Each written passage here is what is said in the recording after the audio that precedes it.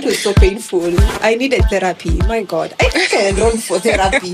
Oh gosh, I did. Rejections. I was at home then. I had not moved out. Yeah. So there is no way they wouldn't know. Is it the one I have in mind? It is that one. That one we suffered rejection, all of us. Like, I feel like your rejection my mom had us. even called some other friend of hers, and it's just an interview. So me, at some point, I had mastered a trend. I knew when an email is I don't need to open it. Yeah, you can. When you just see titles such as, okay, I've forgotten right now, but I had mastered, I wouldn't even open. I just know that that's a rejection. Welcome to Work in Progress Africa. This is a space for professionals navigating careers, entrepreneurship, and the messiness of growth. Through honest conversations and real life stories, we are here to elevate you to becoming incredible you. Whether you're starting off or just figuring out as you go, we're in the right space. We see you, we hear you, and we deeply believe every path has a story. Hi guys, welcome to yet another episode of Work in Progress. Yeah, how have you been, Noel? Been well, majorly. Doing a lot. Oh, the rain. I love the rain. It's my best season. It's raining in February. Yeah, then I've gotten to run quite more times. So I really am enjoying this rain season thing. Okay. Yeah. That's nice. Personally, yeah, I'm enjoying the rains, but okay, is it enjoying? It really rains in February, does it? I stop keeping track. This weather is messed. Well, yeah, I've never known February to be a rainy month. Other than that, I'm good. It's not very cold. It's not very hot. So at least the weather is good. And you showed up for yet another episode. Yep, here we are. Keeping it on. Still in progress. As the mantra is, a work in progress. Yeah, so today you're talking about just the search for the jobs and the notions that are in the middle of it. Just to know, before you get into it, I mean, what's the highest number of jobs that you have applied to? And besides that, what was your most hurtful rejection that hit the spot? It's funny and tell painful. Us. Share. There are tissues. You can have you're gonna need the tissues. Yeah. So, okay, this is gonna be so shameful to put out here. I think I've applied to almost 1,000 or so jobs in a week. 1,000 jobs in a week. I want to explain myself. Can I? Yeah, please. So, you see the easy apply button on LinkedIn. Oh my God. In fact, in my world, there's a role for, say, chief of party. Chief of party is like a director role. And you apply for that. Easy apply. How miss? I was just clicking. Click and move. So, that was just lack of strategy. I'm not proud of it, but I must say I have done it. I understand anyone who's doing it right now. Been there, done that. Yeah. The most painful rejection. Oh, this one was so painful. There's this opportunity I found. When now I found help to know how to apply better, I finally found this opportunity and it was just defining me.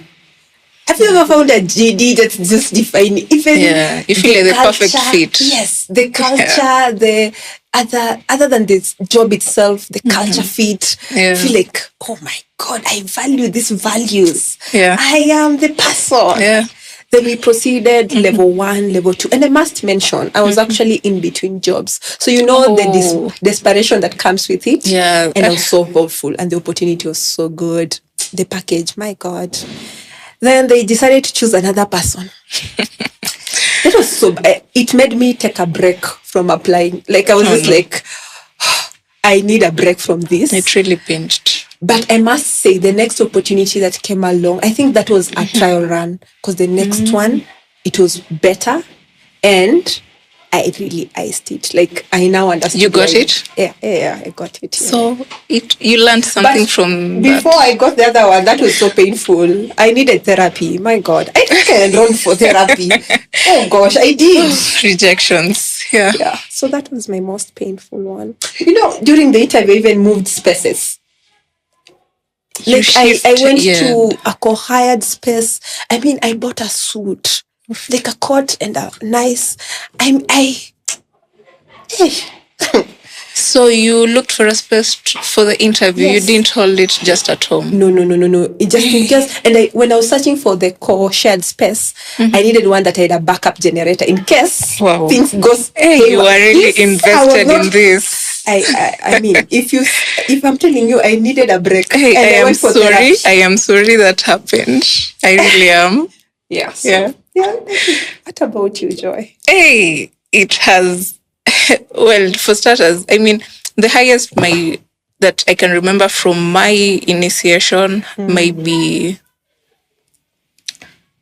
10 times 5 would be 50. Yeah. In a week? Yeah, in a week.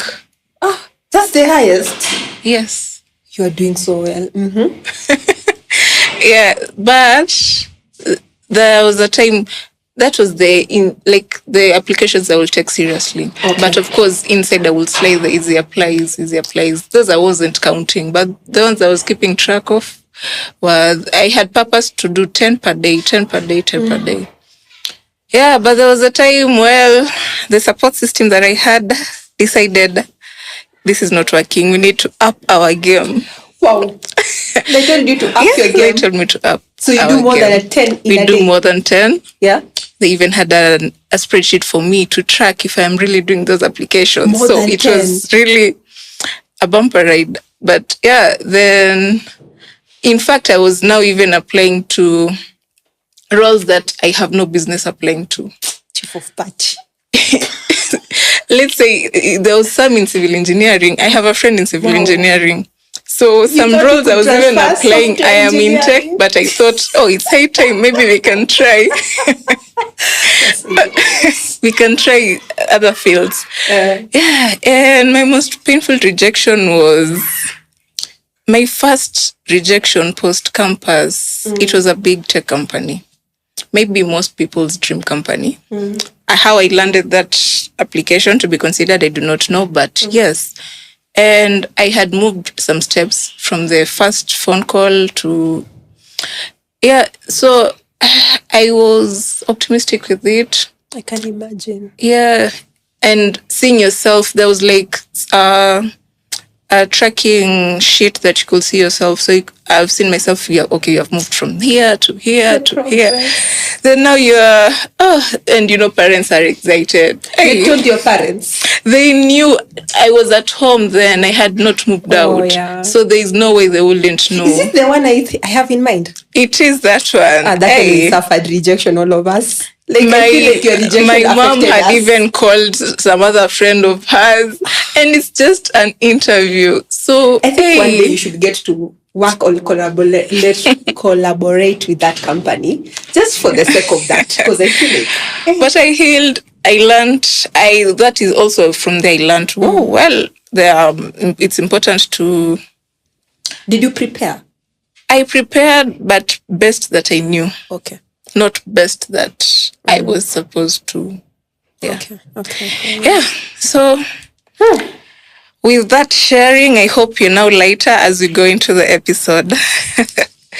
And our first question, would be, do you think the job market is broken? Or is it just misunderstood? Have you ever seen these applications where 3 years experience are needed and it's just entry level? Yeah. So is it broken or just misunderstood? In our past episode, we read a statistic that said the rate of transition from our school campuses and diplomas to employment has more supply than demand. Yes. So from that angle, it's broken. Yeah. So there's a saturation. There are so many people applying. You're competing for one role, a lot of us. Sometimes you go to apply to this role, especially from LinkedIn, and you find like 1,000 applicants already did. They're just like, this role was rolled out an hour ago. How is this possible? So, of course, there's a lot of competition around that. But it also means that, remember that Down's theory, survival for the fittest. Yes. It means you have to shape yourself up for you to arise and be the one. Luck is good, but what if it just makes you prepared? So I think the market is clearly broken, and there's some gaps that the government could do, organizations could do, we could do as a people to one another. And there's this European Union portal called EURES that has trainership for young people who are just coming from campus, and it would list a variety of skills. Sometimes I look at it and I'm like, I wish we had such for Kenya. Like, it's just a centralized portfolio where you can find job wherever you are in Europe. You just have to filter the country, the skill set you have, and you actually find real jobs. So I wish we could have that for Kenya. I wish we could have partnerships between organizations and the government and the job applicants to just prepare them in advance of what they could. I wish the job applicants could listen to more conversations outside TikTok, which is good, very informative. But there's a lot of also conversations happening that I think young people are not really particularly listening or tuning in. So I wish there could be much more to be done. Yeah. But that structure is broken in our Kenya setup. I totally agree. Because there are some jobs that you find the applications that are sent out, they're just for formality. They say in even most government jobs, maybe people can confirm, but that some, if you do not know someone who is in, chances of you getting in are by a miracle. It will take a real miracle for you to get in. Sadly. So it's so sad that, especially, why waste people's time to do the applications? Why? For formality. That's sad. It's so sad. And anyway, it's a cruel world sometimes. But unless they want for competition, in case they find someone better, they'll actually hire. That's not the reason. But for sure, if that was the reason, it should be better. We know that's not the reason. But for some, I hear there was a debate that I came across that they were saying in some tech companies, they do that intentionally because they want that experience, because you find most people, they go for hackathons or for some period of time. So they have these projects that they did there. Okay. Let's say similar projects. So everyone has that same project in their CV. Okay. So you see, when now you go to when you get the job, for some they do not show the skills. Okay. So that is why sometimes they put it intentionally that 3 years. Oh, the one that they ask for 3 years and you've just all finished. It's an entry role. Yeah, but so I don't know why, but I guess now for such situations during the interviews, they would consider project experience, they would consider such things, internship experience. Yeah, and I think we've also mentioned that in our past episodes. It's important that you add these things to your CV and your profile, because what is mentioned as 3 years of experience could easily be what have you done outside classwork. Definitely. Yeah, so on to our second question. Are qualifications important or are connections important? What precedes what? It's best when I have both. Yeah, I do. In marketing, they say word of mouth is the cheapest, most credible marketing tool you can have. It's important when someone can credibly say you are a good hire. They have worked with you, they have seen you do a couple of projects, and you are a good fit. Really, you would be a good fit. Does that mean you are unqualified? No. Does that mean you are a shady person? No. But if someone can just speak in a room and say, this person, I would vouch for them to actually deliver on this role, that's really great. But I have also seen organizations that do have a caveat to it. Oh, I've seen organizations that actually reward you for referral. They call it a referral program. Yes, it's one this week that was giving $5,000. Almost referred everyone I know. And I'm a very honest person, by the way. But so they allow you to refer. They do their background check, and they have a policy caveat that says if you did refer, you cannot sit on the recruitment process just to ensure that there is no conflict of interest. So you have to declare. So I don't have a problem when someone, or I would recommend someone for a role. If you do, you are a good person for that fit, please. But it means I should also be professional enough to declare my interest, my relation with you. So that it doesn't end up to be anything else. And if I can, choose not to be part of the interviewing process, because I will definitely have a sketched opinion towards you and skewed most likely towards you. Of course. So I would stick to the company policy. But oh my God, connections are good. That's why we network. Yeah, I think for myself, I can say that both are good, but most importantly, your skills, your qualifications are good. Why? Because they are what will back up the connections. Because you can be connected, but without the qualifications, then the connections would be just, yes, I know someone, but the help will really come in handy. Also, what you have just said, this organization that rewards, the qualifications are important. Why? Now you see, I have referred you, and then you come and disappoint me. So now you are reducing my credibility in this company. True. So is it the main reason, sorry to cut you, but is it the main reason why people most likely in Kenya do not like referrals? There's a lot of disappointment.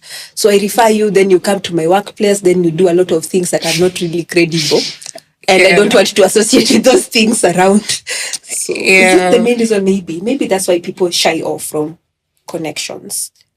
Maybe not, but I'd say, because some people who have tried to refer me or have referred me at some point in time, they were very keen on knowing me first personally, so that they know what is it that you're going. I'm not just referring someone. They know the skills you have. They know exactly how, even besides the skills, exactly how do you perform at them.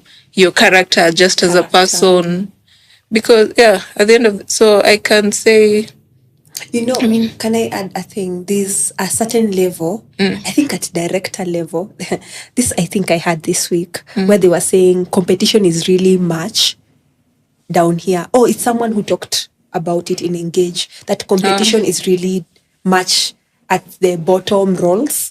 The higher you go, the cooler it becomes. You find a role advertised and you find 10 applicants for a very big role, because people shy off. And so the 10 are just 10. And so if you can speak a word about the 10 that have applied and give credibility that I'm a good person for it, why not?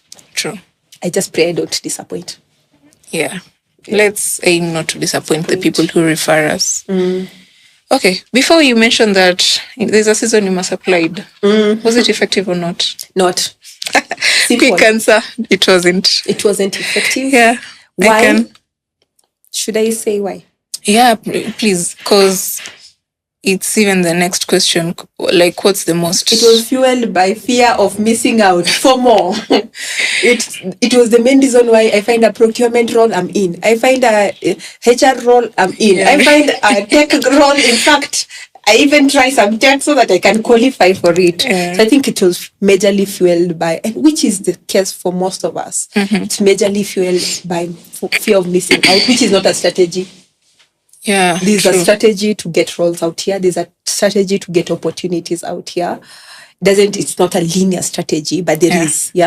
So fear of missing out is not a strategy. Please develop a strategy. I like that someone in your life talked about us. You mentioned about a spreadsheet that you track. I like that. I like that because it helps you have a feeling of how that application process is going. I remember after my 1,200 application, and they would just, the email is so painful to open. Rejection. Me, at some point, I had mastered a trend. I knew when an email is I don't need to open it. You can when you just see titles such as, okay, I've forgotten right now, but I had mastered. I wouldn't even open. I just know that that's a rejection email.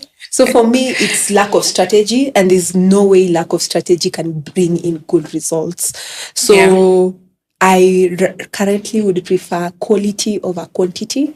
I rather make 2 applications in a week, but they're quality application that I know I have a clean shot, or rather I have 40% shot. I just have an understanding of how much of a shot I have. There's no perfect raw opportunity for anyone. No, 100% no. I have no problem with that. Also, just to understand, why am I getting into this? At this level of my profession, what do I need next? So is this opportunity actually good for me? Because sometimes it's not good for you. It's just not good for you. Why are you pushing for something that is not good for you? Because I need a job. There's that, but sometimes it's just not that. So if you're starting off, do some mass application, but at least have some strategy towards it.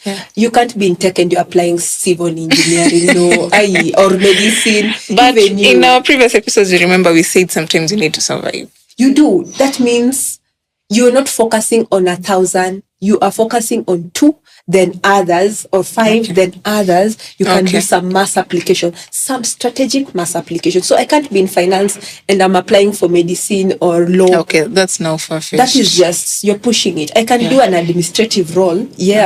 I can do some marketing things. I can learn some skills. But really rewrite a whole 4-year course, no, that's pushing. So safe to say mass applying is effective if done right. It is. Avoid the one CV fits all thing. You cannot use one CV for every application that you're doing. I'm just going to that. This is a very common mistake, and I've done it in the past. One CV fit all.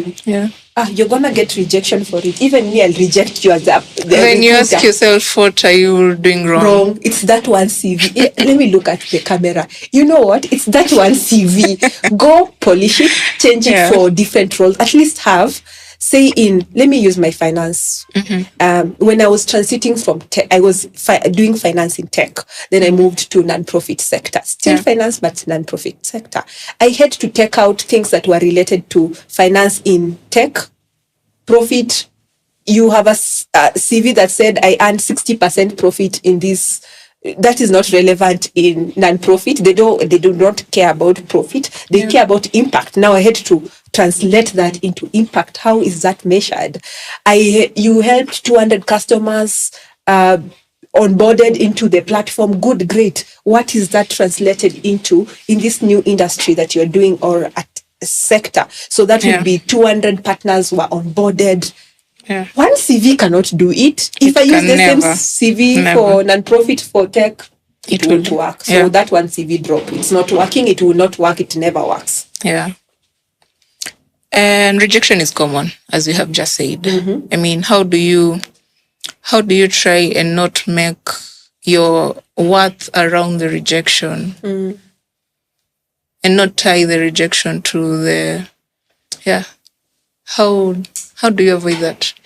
It's sad because rejection triggers some emotions.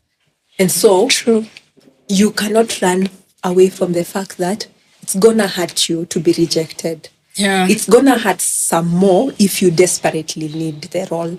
So acceptance and acknowledging that possibly is the first step. Then the next step would be,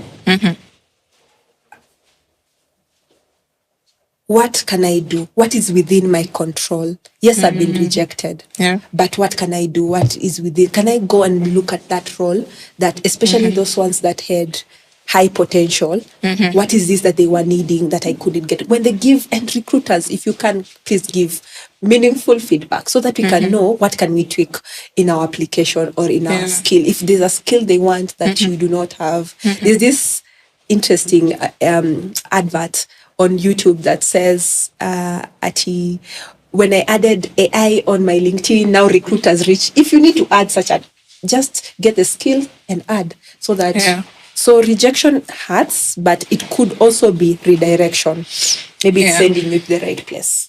I think I can just say it's part of life. If you have never faced rejection, tell us. But in everything, even in relationships, people get rejected. Even in spiritually, in every religion, when you pray, your answer would be yes, no, or wait. I mean, so rejection is just common. It's part of life. Embrace it as early as you can. And I know it's a skill. So learn how to not just learn how to separate rejection with your life in whatever field, even beyond career. Just learn how to separate the two. Okay. Yeah. Ooh, we are kind of being told that we should expect rejection. Expect rejection, I mean. Yeah. It's interesting. Anyway, in the many job seekers outside here, I mean, how can they support each other? How can job seekers support each other? Now, job in seekers, whatever they're doing right now? Okay, I'll just speak to the general job market. Please find a community. Actually, there are communities. Find it. There are communities. Find it. Sometimes even the community can be as close as a church. Your social, your place of worship can be a church, a mosque, whatever it is.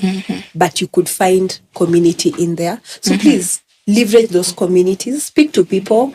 I'm a big fan of conversations, mostly because I'm an extrovert. But otherwise, I also enjoy listening to people's stories because I learned people carry so much within them. And sometimes we brush off the fact that, oh, this one is successful, this one seems to have a linear path. Most of the time, no, we go through the same struggles.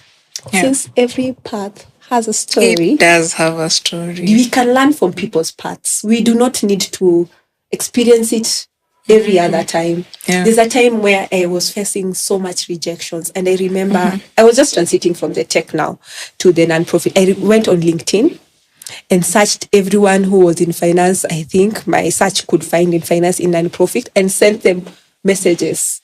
A couple responded, and out of them I have two great mentors. Two great mentors. One he's the one who taught me how to tailor make a CV that would fit for this other. So these communities also just, other than encouraging you, they also give you some secrets that are not out here in the public domain. So find a community, lean on, and when you get out of that season, hold someone from the back. Hold someone, share this information. True. Yeah, so that someone can also get the hope. Yeah, just to mention one of the communities, it's what you're trying to do as Work in Progress Africa. To support these job seekers, to support the silent seasons, people who are on those seasons, people who are already working. So we are trying to support these people, and even yourself, if, as Noel has said, after you have left that season of job seeking, support the people in that season. And what else can I add? Just keep pushing. Can I also just top up? I think sometimes we expect the community to come to us. No, you look for them. And you do the work. It's not automatically that you'll show up and people will accept you into their socials and introduce you. And no. You have to win credibility. You have to do the work. People have to trust you. Even that mentor-mentee relationship, it's a relationship that needs to be nurtured. It's not just, oh, okay, will you be my mentor? Yes, then now it's all the work on them. No. You know, it's funny because some people come, oh, can you mentor me? Or can you tell us this? Then you tell them, this is a hack I learned. Oh, go do 1, 2, 3. They realize it's work on them. They never show up.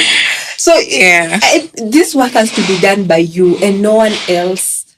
I think that's a painful thing, but you have to come to a realization, dear listener, and anyone out here, this work is gonna be done by you. So please do the work. Maybe one time we'll talk about mentorship and the work that they need to do into it. But other than that, I think we have learned something. We always learn. This space teaches me a lot. It's for learning. And I think you're done. Thank you for watching. And this is a series that you're doing. So if maybe you have missed some of the episodes, you can just go back and watch them to catch up so that we are working with this person who came from campus, they're outside campus, they're applying. Yeah, thank you for watching. Please remember to share, most importantly, with people who need it. And subscribe so that you can be able to support also. We in YouTube and LinkedIn, we are Work in Progress Africa, Instagram and other socials, TikTok, Facebook, workinprogress.africa. Thank you for watching. Thank Bye. you. Ciao.